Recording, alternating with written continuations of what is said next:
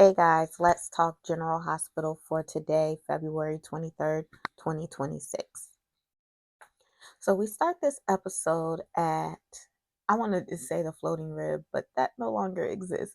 We start this episode at the brown dog, and Sunny and Gio are meeting because Gio has been house sitting for Emma, and so Sonny hasn't, been able to see his grandson as of late. So they're meeting and having a drink. And, you know, Gio is telling Sonny how, he's not sure if Emma's going to be coming back and he doesn't know, it's they're in love, it's young love, and he is, afraid his girl might not come back. And so, Sunny is being Sunny. And what cracked me up is Gio gets a text from Joss and says that Jocelyn is on the way. And Sunny was like, well, that's my cue. Because Sunny ain't trying to deal with no Jocelyn smoke. Not today. Because y'all know that she have it in for him every time she see him. Actually, I think their last conversation was actually pleasant, but yeah, we're gonna avoid her by any means necessary. And then we have um, Alexis, Chase, and BLQ. They're still at the house talking about the potential doing to do an adoption for Brooklyn and Chase. And Chase is like, well, when we applied before, I was a detective, but I've since been demoted. Is that going to hurt our chances? And Alexis, I believe she tells him no. And, so they're going to get a start on the paperwork so that they can start that process again. And so then Alexis leaves. And Brooklyn and Chase, they're sitting and they're talking and they're imagining, what their life will be if they end up adopting a baby. And while they're talking, Michael comes in swearing, comes in hot as he should. And Brooklyn's like, "What's going on?" And he's like, "The police just they saw my keys and they found Drew's key on my key ring, and I never put the key there." And they start tussling. And Brooklyn pulls Chase to the side and she tells Michael that maybe Wiley got it wrong, which is crazy. And I don't like when people do that to kids because they're children, you try to discredit them. But kids have eyes, they can see, they know what's going on around them. I don't know why people sometimes want to act like children are stupid. Like, he knows he saw Chase with his dad's keys. He knows what his dad's keys looks like. I'm a grown woman and I know what my mother's keys look like. Like, let's be for real. So she's like, maybe Wiley got it wrong. No, girl, your husband got it wrong because at the end of the day, he's trying to pin attempted murder on Michael that Michael did not commit because Willow did it. Anyway, so Wiley is, over with his mom, him and Amelia, and so they're spending their overnight with their mother. And Wiley is basically like, I don't want to be here. I like my room at daddy's house. And what is disturbing to me is that Willow's next question, of a caring mother, her next question should be, why don't you want to stay here? Why are you uncomfortable? Why do you feel this way? No, her next response is to try and placate him and try to manipulate him into feeling how she wants him to feel. You'll get used to it. You'll no, I don't like it. And as a mother, you should concern yourself with why your child may feel that way. But that's not a question for Willow. She reads them a book and he falls asleep on the sofa, and he mentioned somewhere something about them going to Hawaii for the in the summertime, on vacation. And she's flashing back to when she put those keys on Michael's key ring. And again, I would like to say I hate how everybody discredits Spinelli. Lulu is talking with Spinelli and she's telling him, you know, your love is real with Maxie or whatever. But she's like, even if she doesn't choose you, is kind of giving that. Like everybody is automatically like, and again, like I knew Curtis was the baby daddy. I knew that Maxie was choosing Spinelli because she's in this every day with Spinelli right now. Like that is what is in the forefront for her. That is what is real for her. That is what she loves right now because she's been in this. When she woke up and he was there and she was like, I had no question that you were going to be here. Like that, like she told him, and I actually cried during their scene when she told him that she chose him. She said that you're my person, and Spinelli is her person. And I think that if she would have made any other decision, that that would be BS to me because he loves all three of her children as if they are his own, and only one of them is like, and he always, no matter what, he's going to show up for Maxie. That's just who Spinelli is. She's built this house, this life, everything that they have is like, I'm like, I get why Spinelli may have been rocky, but I don't know why everyone else like automatically thought that, oh, she's going to kick Spinelli to the curb and go back to Nathan. Like, give me a break. And then we saw that there was a conversation with Nathan and Maxie at the cemetery, and she was happy to see him. She hugged him, and she did let him know that I been thinking about, what comes next, and I don't want to drag this out. I already know what I want to do. I've already made my decision. And she told him, I love you and I always will. And he's a liar because he's going to say, these months without you have been so hard. Have they been hard? Really, Nathan? Because I didn't see the hard. The hard wasn't in the room with us because he was getting close to, and I'm not saying that he was wrong, but he was getting close to Lulu and they were spending a lot of time together and doing different things. And I don't fully trust Nathan. I don't the fact that you don't know anything just doesn't sit right with me. But for him to say that these months were hard without you when you just told Dante last week, excuse me, it wasn't last week. It was last week for us. It was earlier that day for them. He told him that he would be with Maxie, if that was what's best for James. Maxie doesn't need no charity case. Anyway, so um Alexis and Rick end up at Alexis's office and he tells Alexis about what Chase did, and they may not be able to prosecute Michael. And he starts talking to her about how he heard her and the girls when he was down in her basement and how he's really changed. The jury is still out on Rick for me, but Uncle Rick came through today. And then we also have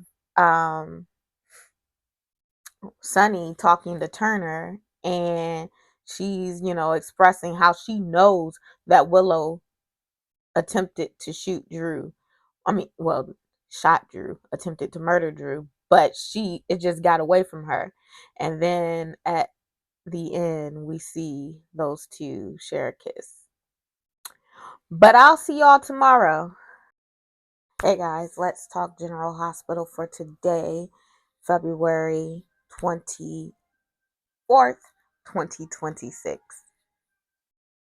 So today we pick up where we left off yesterday with Nathan arriving to the brown dog and he sees Lulu and he and Lulu have a talk and she's basically like, I don't think we should, be seen together or meet or anything like this now that you're back with Maxie. And he was like, I'm not back with Maxie. And she was like, what, you two seen each other? And he explains to her that he did run into Maxie and they talked and that Maxie has chosen to be with Spinelli. And, so he since she's chosen to be with Spinelli, they can be together. And it's like a man to think, oh, problem solved. She want to be with someone else so I can be with you. She's still her best friend. And you were her late husband. It's inappropriate. But I mean, what else? What else? Who am I to judge? And so Lulu, she is like, no, because, you know, I don't want to hurt my best friend. Basically, what it comes down to for her. And he's just basically asking her, like, do you want to leave this alone or do you want to be together? And we're waiting for her answer. Um, I don't know how Maxie will take it. I say go talk to Maxie before anything happens and see how she may feel about it. And if she don't feel a way about it, then go off. But if she feels a way about it, then you just need to call it quits. Next, we have Chase and Brooklyn. They're in their bedroom and they're talking. And, Chase thanks Brooklyn for, having his back. And she's like, yeah, I'm your wife. I'm going to always have your back. But let me ask you a question. Are you trying to pin this on Michael? And the answer is yes. Because he goes into this story. He was like, I didn't put the key on Michael's key ring. So if he didn't do it, I don't know who did it. And she's like, okay, okay, good. You didn't put the key on there, but I did get his keys and I did test them in Drew's house. And she's like, wait, so he was like, yeah, and I proved that he shot Willow. He shot Drew. Having the key does not prove anything because, as we know, Willow planted the key on him in order to try and frame him so that he can go to jail and then she can get full custody of her children. Like, Willow was the one in Donna Day, and she has issues that I believe are coming to fruition. Plus, Nina's her mama. And I think all of that is, causing, the mental breakdown that she's having. I'm not excusing her because I want her, I, I enjoy that Drew is getting his just desserts. However, I want her to get in trouble too. And I want them all to get in trouble because they all suck. So, like, I'm not taking up for her, but she was a part of a cult. And we all know the psychological trauma and everything that goes into being in a cult. So she has all of that going on. But what is Chase's excuse? Me and my mom were talking, and we think that y'all know back in the day how Brooklyn and Chase ended up getting together because he was married to Willow and she cheated on him with Michael. And then, they broke up, and then him and Brooklyn got close, and one thing led to another, and here we are today. They're married. Well, I feel like low key, he he does have feelings for Willow, and he feels like he stole Willow from me and then treated Willow poorly and tried to take her children, and now he's trying to revenge the wrong that was done to Willow. Ain't nothing, ain't, won't nothing done to Willow. Like, Willow is not innocent, and Michael ain't do nothing to her, and Michael didn't deserve anything that Willow has put him through. And then we have Lucas. And all I can say about Lucas is stupid because he's off the island. I would go run and hide and not come back to Port Charles until the Sidwell situation of it all is dealt with. But he is so, I want to be loved. And I understand, but you can't want to be loved more than you want to use your common sense, because he is so like, Marco is playing you. Marco lying to you. Marco lying to his daddy. Marco is just a liar, and it's not going to end well for you. Now he's telling Britt, I can try and get the medicine so I can reverse engineer it. Yeah, that's all well and good because that's what Jason wanted to do. He wanted to get the medicine to Brick so that Brick can have it reverse engineered. But at the end of the day, it's so dangerous for you to try and do something. And that man is not nothing to be played with. She just told you. Literally, Britt told him that Sidwell killed someone right in her face, and he still thinks this is a good idea. He's stupid. Then um John Brennan and Jason meet, and he's like, "You can't tell Cullum anything about Jocelyn." So Cullum comes in and catches them talking or whatever, and Jason played his cards right. He said, I saw Britt. I mean, yeah, I saw Britt, and then I came to save her, and blah blah blah. He didn't mention nothing about Jocelyn because he's gonna always look out for his girl. So he didn't mention Jocelyn or anything. He's he let Cullum think what Cullum thinks, but he also was like, I don't got nothing to do with this. I don't care about the WSB because Jason is Jason is Jason. This is Jason all day long. And I love the fact that at the end of the day, if anybody else changes or acts out of character, Jason will not. Jason will be Jason all day long, every day, and I appreciate that.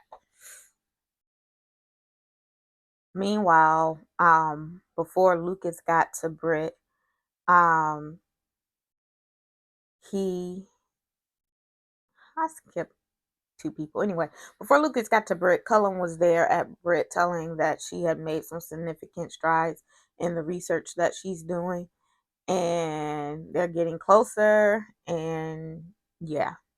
So he was giving her a kudos.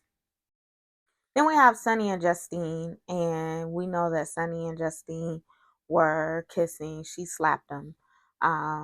Sunny went home, called Rick. Justine went to the hatchet range, called Jordan. I have a question for y'all. And don't tell me about when they were at yoga. Other than that, since when have Jordan and Justine been friends?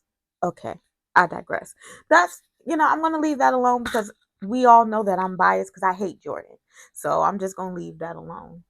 But Jordan is telling her to be careful of Sunny because he is slick, and the people that gets closest to him are always the one to fall, and blah blah blah, yada yada yada.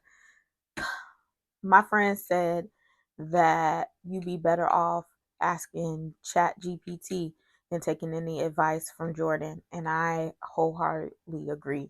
Meanwhile, Sunny's at his house. He talking to his brother, and his brother look, I don't know what you really trying to do. It's none of my business, but just keep in mind that as a former DA, I know that you're the biggest fish that everyone want to catch, and just keep that in mind because you really can't trust Justine. But that was GH for today. I'll see y'all. Hey guys, let's talk General Hospital for today, February 25th, 2026. So, with this episode, we start with Emma coming back from seeing her mom. They did, in fact, she went out there to tell her mom about her grandmother, and then um, they went to Paris to see Anna, but they weren't allowed to see her. And, she's telling Gio all of this, and she's telling him how, hard it is to not be able to see her grandmother, but she was able to like observe her in the garden while she's in the garden. And, she seems peaceful, when she was able to observe her. But it is very tough for her mom and for her to both, deal with the reality of what's going on with Anna right now. And she was like, a part of her wanted to go back home to stay in Berkeley, but her mom told her that she only needed to do that if that is exactly what she wanted to do. And Emma doesn't want to be home in Berkeley. She wants to be in Port Charles. She wants to be with Gio. And Gio was glad because he was ready to offer to go back to Berkeley with her because he doesn't want to be without her. And I said, "Oh, young love." But yeah, so Emma's back and she's staying, and Gio's happy. Then we have Molly and Cody. Molly is at the Brown Dog, and Cody comes and he brings her back her manuscript, and he tells her basically that he's read it and that he likes the story, he likes the book, and that if she does decide to publish it, that his book club is going to read the book next, if she decides to publish it. And they finally get back on track with this whole book, and this is how you really see me, and all of that. They are finally back on track. So Molly has a man again, y'all. Um, we don't know what's going on with TJ because he kind of like vanished, but she has moved on, and she has moved on with Cody Bell. Then we have Carly and Valentine, and Carly basically tells Valentine that they have a problem because um, her brother knows too much and Marco knows everything. And Valentine is like, well, then we have a problem because there's no way basically that we can protect we can protect Lucas. And Carly is, they go back and forth about this. And, Carly was like, okay, we stick to our original plan. We protect my daughter. But then she throws a little twist in it, and we protect my brother. We got to get them both out. I don't know how this is going to turn out, but I do know that lives will be lost. And if it's Lucas, I mean, this is going to sound harsh, but I'm not going to be that sad because Lucas refuses to listen to reason. All he wants to know is all he wants to do is say, I love Marco, blah, blah, blah. Marco is playing you and you won't hear reason. So I don't know what else can be done as far as he goes. Meanwhile, another person that doesn't want to hear reason is Ava. So Lucas is talking to Ava. He called her there to the hospital because he wants her to tell her basically to limit her relationship with Sidwell. But she was like, "How are you gonna tell me to limit my relationship with Sidwell and you are with Marco?" And he's like, "But I love Marco." And the thing that made me like fall out in laughter was Ava saying, I love commissions. I know that's right, Ava. But, he's trying to convey to her that, Sidwell is dangerous. And she's telling him, well, I know how to deal with men like this. And so I'm not, she thinks he's worth the risk. And all of y'all being stupid. Like, yes, you should listen to Lucas, but Lucas should take his own advice. Like, but everybody's grown, so whatever happens, happens. That's all I got to say about that, because these are grown people. They have the information. Do with it what you will. Um, Lucas isn't willing to make any changes. Ava isn't willing to make any changes. Let the chips fall where they may. I just hope that it's worth it for y'all. I mean, that's all I got for you. Then we have Liz and Dante. Dante is basically asking Liz, about her interactions with Willow, and then basically her interactions with Michael, because he's trying to see clearly to see, who could have shot Drew, because he's confused. Even though he told Michael earlier that he believed him. But now he's questioning Liz about, Michael's demeanor. And she tells him, basically that when he first came back from Germany, and he came to the nurses' ball and collected Wiley, it was very harsh, and she was surprised, about how cold he was, but she doesn't think that he would kill someone or attempt to kill someone. And at the end of the day, we all know that Michael did not attempt to shoot Drew. It was Willow. And no one's listening to their instincts. Everyone, where Willow is concerned, everyone has blinders on, and they are falling for the willowy woman. Oh, I'm so meek and mild, and I could never do anything like this. But that's exactly what's happening, and all of you all are being fooled. Then we have Brooklyn and Chase, and I think Brooklyn did too much talking where Chase is concerned, and I understand that's her husband and she doesn't want to make any rash decisions. But where Chase is concerned, me personally, I wouldn't have done that much talking, because the more she talked, the more he didn't listen. And she summed it all up when she says, "This doesn't seem like you're trying to get justice. This seems like you're trying to get revenge on Michael." And that's exactly what it is. She called it like it is. That is exactly what it is. But he's causing all this discord in the house. Like, I just and then Dante is, before Chase, he said he's trying to, figure out what could have happened before Chase ruins his career. Fire him. He has already done enough for his career to be ruined. Why are we protecting Chase?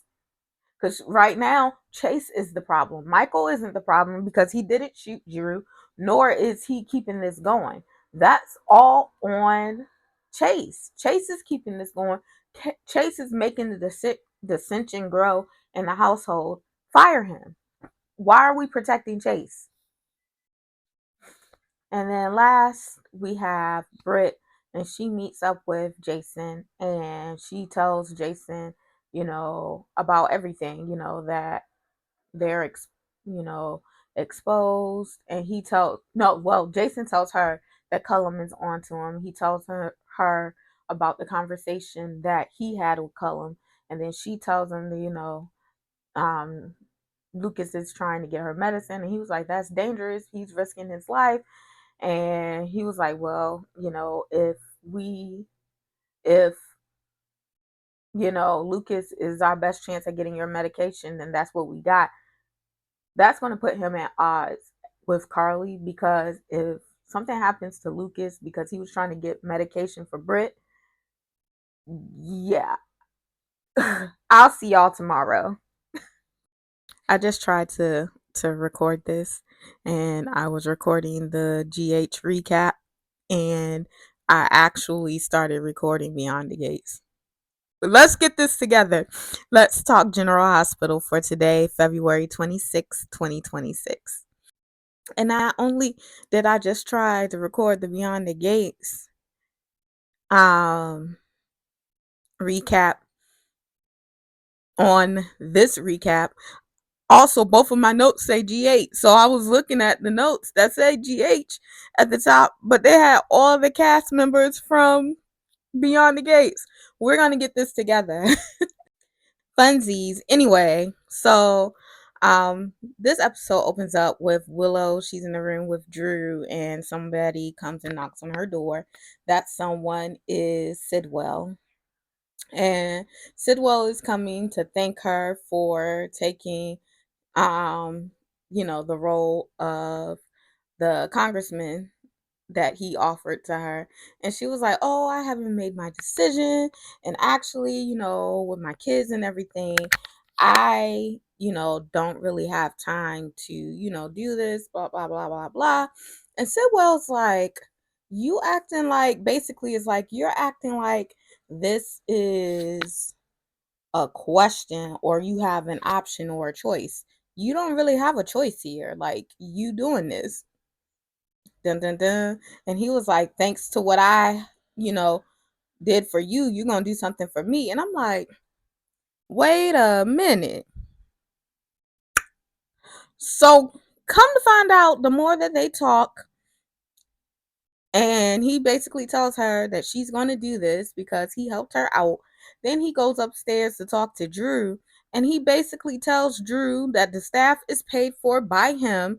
They are paid to look the other way, and that he helped Willow put Drew in that current state because he became too much of a liability in all of this. Like, what? Can I just say, this person is not on and has nothing to do with anything that happened today, but this is all Jordan's fault because Jordan was supposed to be working for Sidwell so that she could get, the information to help Laura out. But she ain't been doing nothing but lining her pockets, talking about he's the best boss she ever had. He's coming for her too. She don't know it yet because he got his thumb on everybody.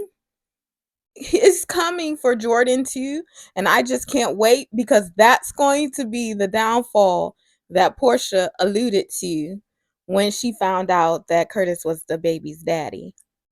Anyway, so then we have Sunny and Jason.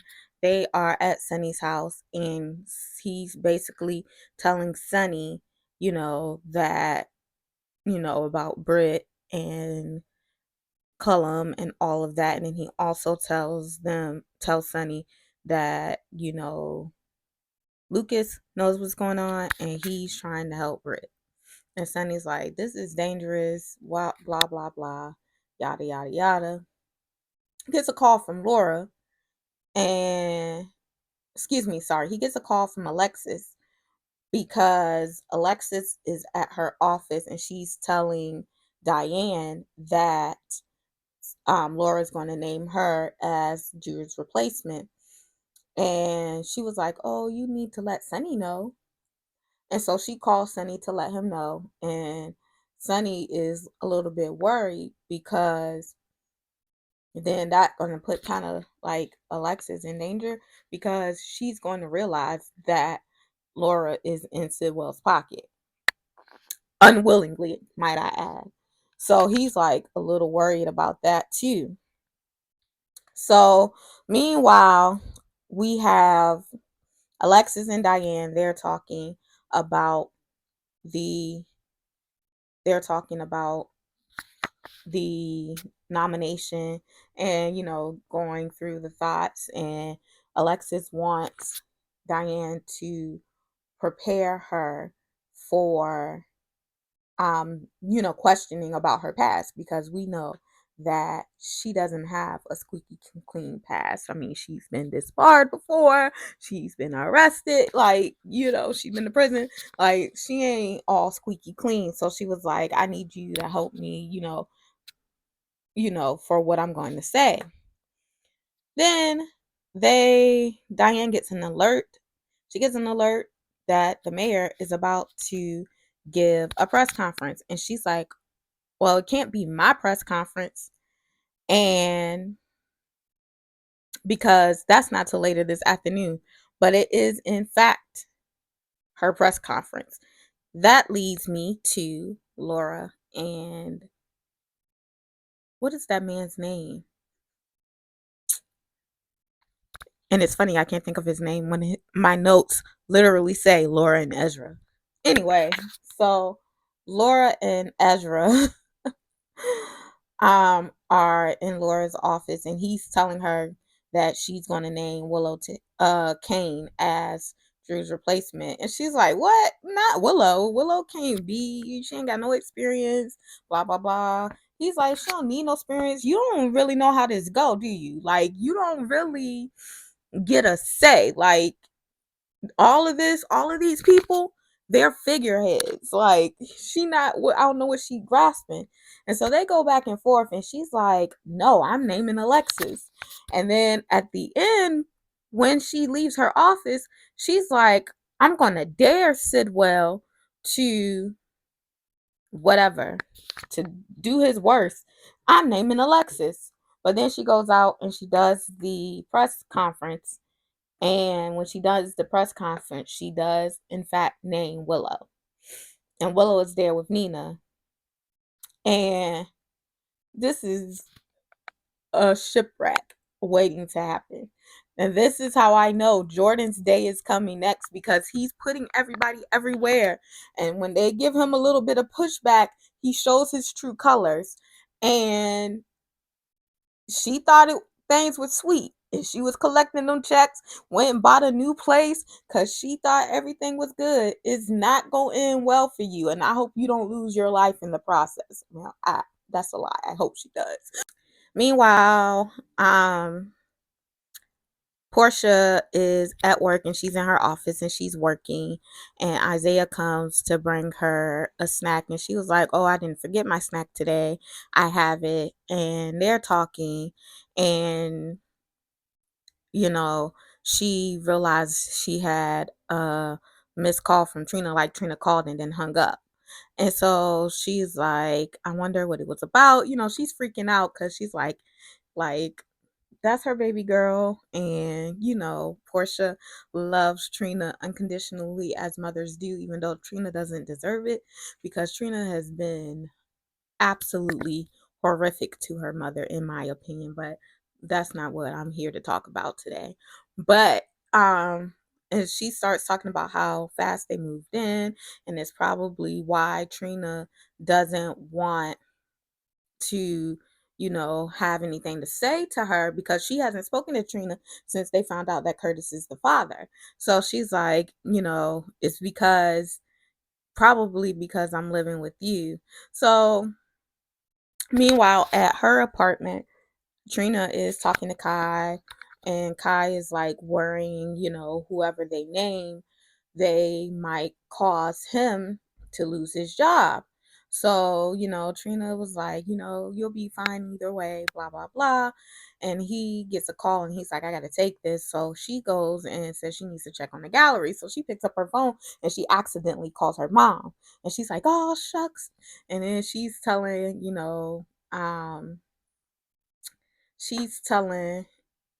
Kai, like, my mom's still with Isaiah. He was like, well, what does it matter? Your dad's with Jordan now, and he's moved on with Jordan. And I'm like, I'm all for you using that, because we all know that I'm not really a big Isaiah and Portia fan. However, I'm good with you saying Isaiah needs to get gone if you apply the same thing to your bald headed daddy. If you say that Jordan needs to be gone, I'm cool. And I'm not saying that Portia and Curtis need to be together anymore, because for me, Curtis has shown that he doesn't deserve Portia. So, like, they can go find other people. I just don't, I'm not a fan of Isaiah, and I hate Jordan. So there's that. But anyway, so Isaiah comes over to talk to Trina, and then Trina goes to see her mom. Let's talk General Hospital for today, February 27th, 2026. So I'm low key excited because I get to talk about my girl. No, I'm just joking. But we start this episode. Portia is coming back into her office with awaiting Trina, and Trina tells her mother that Isaiah came to speak with her. And Portia's like, how bad was it? Because although I feel like Trina has taken on Curtis's personality, her mother still knows her. So her first question was, how bad was it? And Portia also wants to reiterate that I didn't tell Isaiah to come speak with you, and I would never do that. Which I knew that he went of his own volition. It wasn't something that she set him up to do, because that's just not how Portia operates. She don't really like people in her business, so she wouldn't have done anything like that. And Trina says, she had a conversation with Isaiah, and it made her realize that she owes her mom an apology. And Portia was like, well, you have a right to be angry, which is my thing. Yes, you have a right to your feelings, to feel however you want to feel about the situation, Trina. However, what you don't have the right to do is be disrespectful to your mother. And I feel like at some point Trina became very disrespectful towards Portia. So I was glad to see her give Portia the apology Portia was due. And, she told her mom that she wants her to live her life, and she trusts her to make the best decisions for her life. And that, she doesn't want her mom to be alone. She wants her to be happy. And I'm glad, because first of all, a mother and daughter relationship is going to do it for me every time, especially as a girl who has an excellent mother and who loves their mother dearly. Like, I don't like to see, especially a black mother and daughter at odds. So I'm glad that they fixed this, and I'm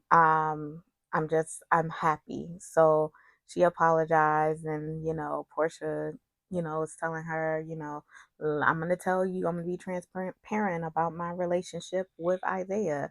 And, they were just talking, and, then hugging, and the baby kicked, and Trina got to feel the baby move. And it was just a great moment between mother and daughter. And I'm just so glad that they fixed it, because Trina has been getting on my nerves, and I just don't like the tension. Then at the deception offices, Maxie and Lucy are meeting, and Lucy has to tell Maxie about the situation with Sidwell, saving the company from bankruptcy. Little does everyone knows that he's the reason Maxie got ill in the first place, so that he could put his plan to save the deception and do all of that. That's crazy.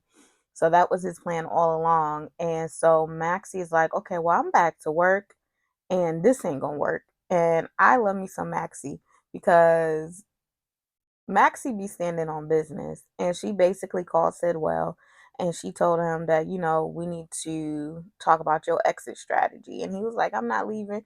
And he, I think, thought he shut Maxie down. And then she was like, this conversation isn't over. Go enjoy your lunch, but this conversation isn't over, because you getting out of here. And I like that. But be careful, Maxie, because we don't need you getting hemmed up again, because he might hem you up permanently next time. Then at the Metro Court restaurant, we have Nathan and Liesel. They are having lunch, and she's like, oh, when is your next rendezvous with Maxie? And he was like, there's not going to be one. She decided that she wanted to stay with Spinelli. And I don't understand why Liesel is so invested in Nathan being with Maxie. But she was kind of pushy, like, you got to fight for her. And he was like, no, I don't. And he cussed his mom. I was like, oh my, clutching my pearls because, oh my, we're cussing at our mothers now. But, whatevs.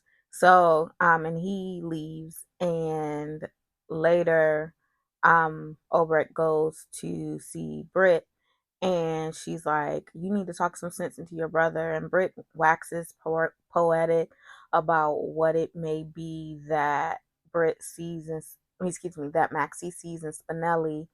And she's like, oh, you're in love with Jason. And she was like, me and Jason aren't even together, but we know she in love with Jason. Meanwhile, also at the Metro Court restaurant is Lulu meeting with Nina and Congressman Willow Kane. And she's, doing an interview about the newly appointed congressman. And she's asked, excuse me, congresswoman. And she is asking her, who, pitched this to you? What, you know, agendas are you going to try and work on when you get to DC, blah blah blah, standard questions. And Willow don't have an answer for anything.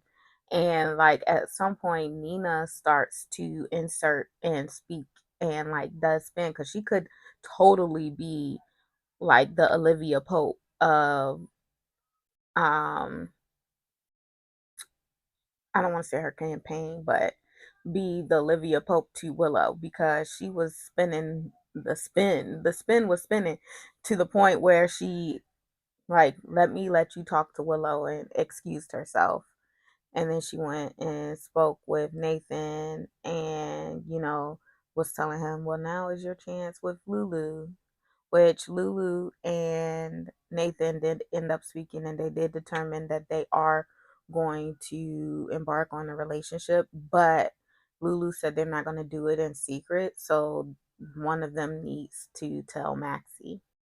Meanwhile, Sidwell is talking to Lucas before he leaves home, and he is telling Lucas that they're moments away from getting the revenge that Lucas wants for what Sonny did to Natalia, although Sonny didn't do anything to Natalia. So, that's coming up. And then Lucas met with Britt and said he needed a little bit more time with trying to get her medication. But Britt was like, look, I might have to do something drastic because we are winding down, like, to the end of what I'm working on. And then he then goes and he asks Marco point blank, like, give me a dose of Britt's medicine so we can reverse engineer it. And I say, Lucas is stupid and he's asking to die. Lucas is going to die. I'm hoping someone else will too. I'll be quiet. Shh. I'm hoping someone else will too. But Lucas is definitely going to die because he's asking for it. Like, I don't see a way around it at this point. Lucas is going to die. And then we also have Alexis and Laura. They're talking. Alexis is trying to leave her office, and when she's leaving, Laura arrives, and Lexus is very annoyed with Laura. Yeah, understandably, because I was minding my own business, and then you came over here and promised me this position practically, and then turn around and humiliate me on TV because that ain't what you did. And she also says to Laura in their conversation that, one could say that Drew might benefit from less time around Willow. Yeah, because Alexis knows that Willow is the one that shot Drew. Like, he's the one that shot Drew. She's the one that shot Drew. And little does anyone know, Willow and Sidwell are the reason that Drew is in his current state. And then we also see Willow talking with Nina privately, and she's saying that, these guys think they're going to control me, but I'm going to take a little power of myself.